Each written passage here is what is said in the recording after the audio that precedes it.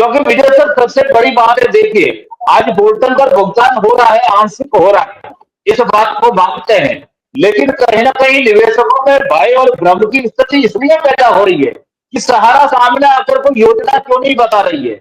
आखिर ब्याज हम्म। का क्या होगा, आखिर ज्वाइनिंग पॉइंट का क्या होगा, एमआईएस का क्या होगा, डेथ मैच्योरिटी का क्या होगा, क्यूसॉप सहित विभिन्न जो योजनाएं हैं, अन्य अन्य कंपनियों के माध्यम की योजनाएं हैं जिसमें लोगों ने निवेश कर रखा है। पोर्टल तो मात्र और मात्र 4 सोसाइटियों के लिए है, और उन सोसाइटियों में भी मार्च 2023 के बाद जिनकी मैच्योरिटियां हुई है या जिनकी मैच्योरिटियां होगी, और आज जैसे कि 14 राज्यों में सहारा स्टार मल्टीपर्पज कोऑपरेटिव लिमिटेड के माध्यम से जो पैसा दिया जा रहा है, आखिरकार हम्म। उसका भुगतान कब और कैसे होगा, ये भय और भ्रम मिटाने के लिए सहारा के मैनेजमेंट को आगे आकर योजना बतानी पड़ेगी, उन कार्यकर्ताओं को साथ में लेना पड़ेगा, चाहे वो माननीय सर्वोच्च न्यायालय के सुप्रीम ऑर्डर को लेकर ले, या फिर सरकार के ऑर्डर को लेकर ले, या फिर अपने मन से आगे आए। जी विजय सर। अच्छा, मेरा एक डाउट था कि जो भी कोर्ट में मामले लिस्टेड हैं उनमें क्यू शॉप का भी मामला है या क्यू शॉप के बारे में कुछ भी नहीं है अभी? विजय सर, क्यूसॉप का एनसीएलटी में था, ट्रिब्यूनल में उसका फैसला भी आ चुका है। वो क्या कहीं ना है? कहीं सहारा के पक्ष में फैसला नहीं आया है। हम्म। उसमें लिक्विडेटर नियुक्त करने की बात कही गई है।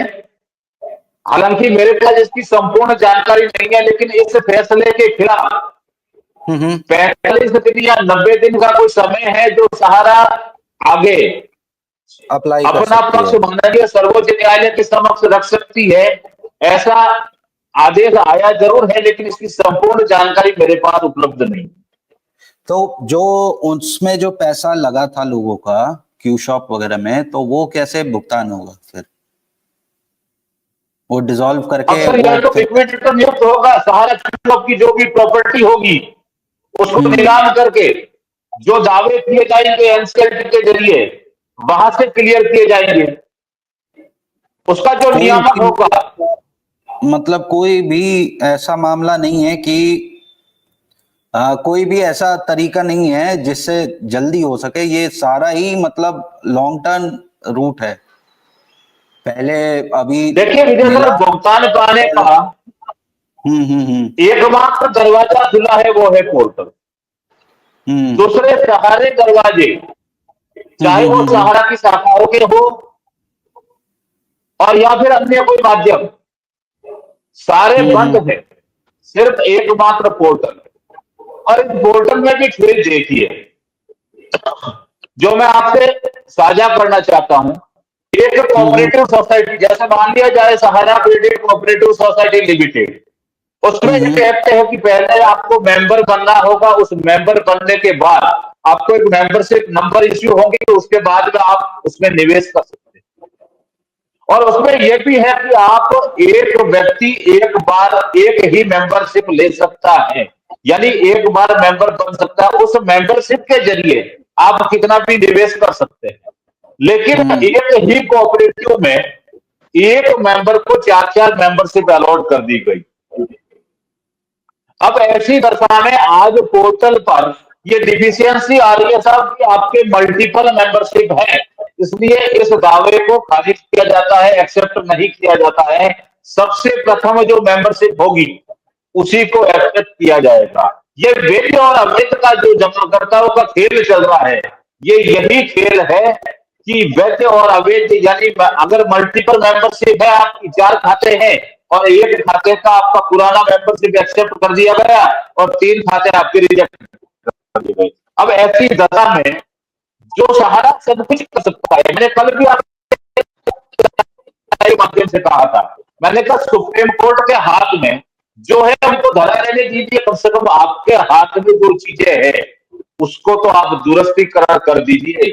मल्टीपल मेंबरशिप की समस्या जमाकर्ता कहीं से फोड़ नहीं कर सकता सिवाय मैनेजमेंट के। वो अपना नाम मिसटेक से जन सेवा केंद्र में जाकर सुधार देगा। जी सर।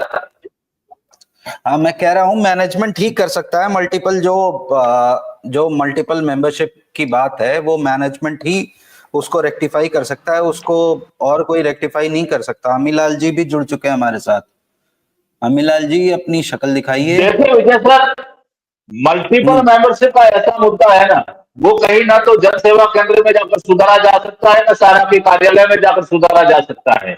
अगर हम्म। मेंबरशिप अपलोड नहीं है तो जमाकर्ता सहारा के कार्यालय में जाकर सुधार देगा। अगर फॉर्म अपलोड नहीं है तो सहारा के कार्यालय में जाकर सुधार देगा। अगर नाम में मिसमिस है तो वो जन सेवा केंद्र में एक एफिडेविट के माध्यम से सुधार देगा। लेकिन मल्टीपल मेंबरशिप सिर्फ और सिर्फ मैनेजमेंट ही सुधार सकता है, इसके अलावा कोई विकल्प नहीं। अब ऐसी दशा में जमाकर्ता करे तो करे क्या?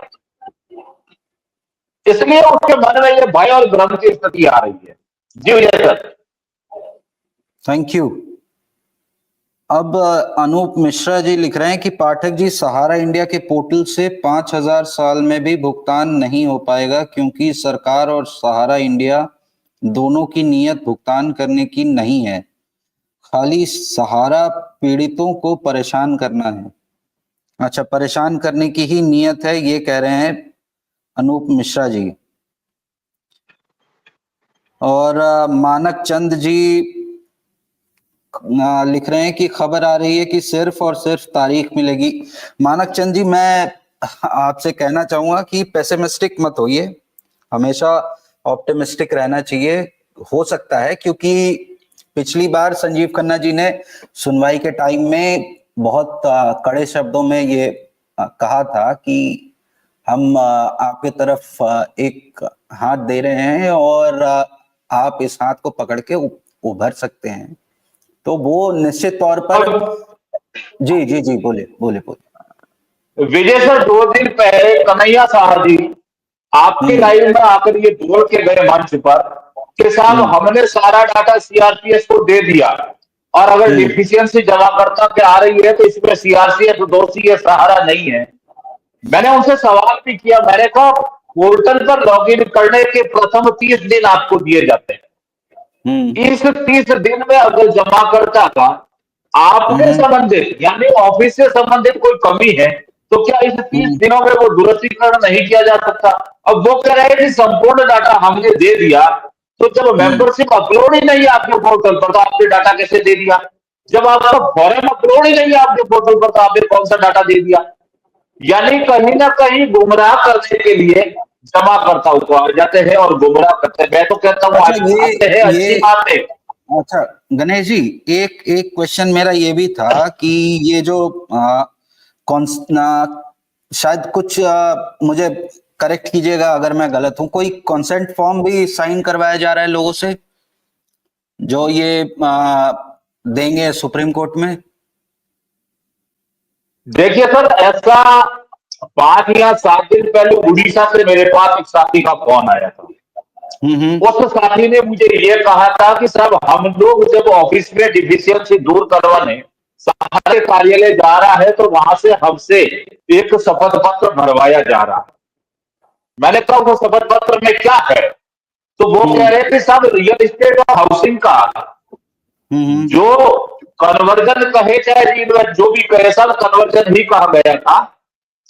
वो कन्वर्जन किया गया तो उस शपथ पत्र के माध्यम से ये लिखा गया कि साहब दूसरी योजनाओं में हम अपनी मन मर्जी से गए हैं, सहारा की तरफ से कोई किसी तरह का दबाव नहीं दिया गया। ऐसा शपथ पत्र उनके माध्यम से लिया जा रहा है।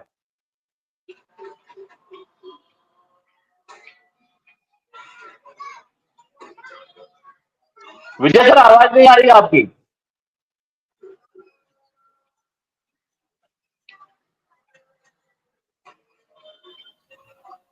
मैं आवाज ये थोड़ा कह सा रहा आपका था कि